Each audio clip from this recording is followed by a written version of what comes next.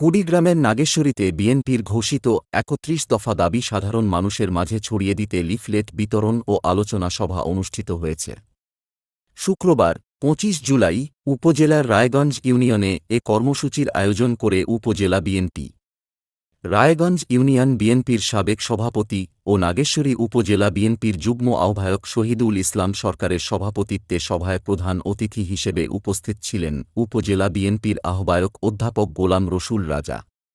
অন্যান্যদের মধ্যে উপস্থিত ছিলেন উপজেলা বিএনপির সদস্য সচিব মোখলেছুর রহমান, সিনিয়র যুগ্ম আহ্বায়ক শফিউল আলম শফি, মোজাম্মেল হক দুদু, আনিচুর রহমান আনিচ, তানজিমুল ইসলাম কিরণ, পৌর বিএনপির সিনিয়র যুগ্ম আহ্বায়ক ওমর ফারুক, পৌর বিএনপির যুগ্ম আহ্বায়ক আশরাফ হোসেন আতেল, বিএনপির সদস্য জাহাঙ্গীর আলম টুটুল ও ইব্রাহিম আলী।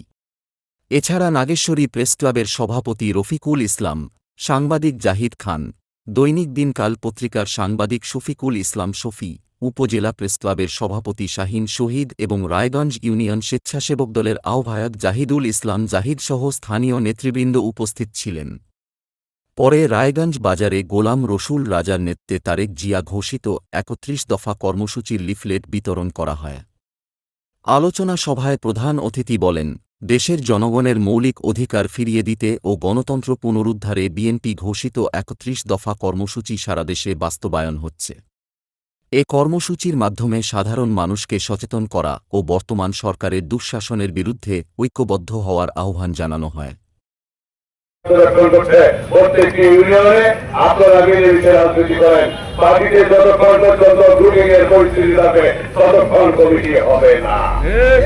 যখন আপনারা মিলেমিশে একসঙ্গে করবেন সেদিনে আমরা সাধারণ কর্মীদের সঙ্গে আলোচনা করে এবং উপজেলা কমিটি নেতৃবৃন্দ বসে একটি সুস্থ সুন্দর কমিটি আমরা খুব শীঘ্রই উপহার দিব।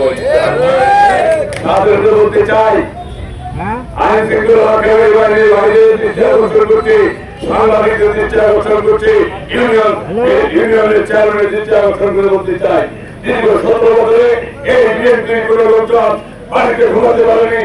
বিজেপি কার্ড, বিজেপি কার্ড, কৃষি কার্ড, ভর্তুকি কার্ড থেকে বঞ্চিত ছিল। মাননীয় চেয়ারম্যান অনতিবিলম্বে এই সমস্ত কার্ডের তালিকা সংশোধন করে আওয়ামী লীগের ফেসিলিটির নাম বাতিল করে সাধারণ মানুষের নাম আমাদের সাধারণ মানুষ টিসি কার্ড পর্যন্ত পায় নাই। আমাদের কাছে খবর আছে, আইন শৃঙ্খলা রক্ষাকারী বাহিনীকে বলতে চাই, ওই গুন্ডামের আওয়ামী লীগের যারা নেতা তারা নাগেশ্বরীর রায়গঞ্জে এসে ঘুমায়। রফিকুল ইসলাম, আলোকিত দৈনিক, নাগেশ্বরী, কুড়িগ্রাম।